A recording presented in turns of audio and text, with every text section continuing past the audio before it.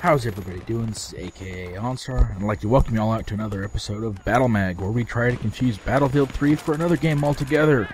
This week we are covering the Valor submachine gun, the KP5. Now, in the game, in MAG, the KP5 it's a middle-of-the-road gun. Like most Valor weapons, it doesn't have the best damage, doesn't have the best accuracy, and it's got a pretty good rate of fire. You know, it's middle of the road, really good starter gun. It's got a 30-round clip. It's really well made, and when when used properly, it can actually be a really good, really strong weapon. When it transfers over to Battlefield 3, there's actually two choices for it. The first is the G53, from the engineer tree, and the second is the M5k, which is an all-kit weapon. Now, when I originally made my transition video with all the different weapons, I picked the M5k to be the default KP5 transition. But after playing with it, I'm reverting that to the G53. You can use the KP5 if you want to play something other than an engineer, but it's better with the G53.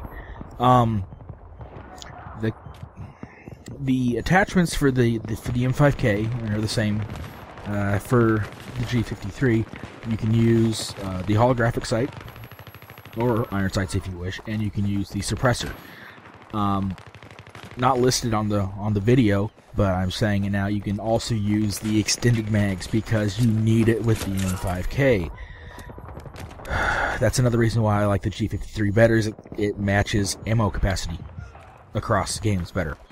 I hate running out of ammo like that. You know, it's like, oh, the guy's almost dead. Out of ammo. I'm dead. So, you can use the M5K if you wish to use it. But I highly suggest extended mags. The other one, the G53, is, it's a lot better in my opinion. It can use the holo, and it can use the suppressor. I don't recommend the suppressor. The gameplay that you're seeing in the background, I was playing with the G53, and the suppressor, it lowered the damage just enough that I had trouble killing people before they could kill me. I don't know if it was me or just I was just rusty or what, but I had a much better time without the suppressor attached. The gun just felt and handled wonderfully without the suppressor. So, you might put on a flash suppressor or something, I don't know. You could do that, use one of the invisible, quote-unquote, attachments that I don't have listed. As long as it just doesn't mess up the visual feel. The G53 is actually really strong, especially after the patch that came through. I was actually having a blast with it. It might be one of my new favorite engineer weapons, because it's responsive. It's fun. It's a peppy little gun. I don't get the feeling I get used from that gun very often.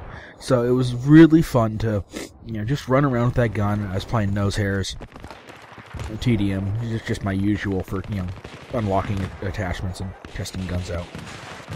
And the gun excelled in all ranges: close range, medium range, and even a couple of long range kills, which were really fun if you burst fired it.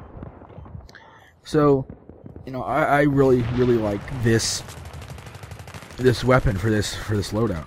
So, if you can get a good M5K gameplay, let me know. Let me know how you did it and what attachments you used, and I'll try to put up a little update saying, hey, here's the M5K in action. If you want to, you can even link me you playing it, and I'll give you credit for it. But the G53 is going to be my default for the KP5 transition. Listen to me, getting my alphabets mixed up. But, G53, holo sight, thing frickin' rocks. But This has been AKA Onstar. Hope you all had fun.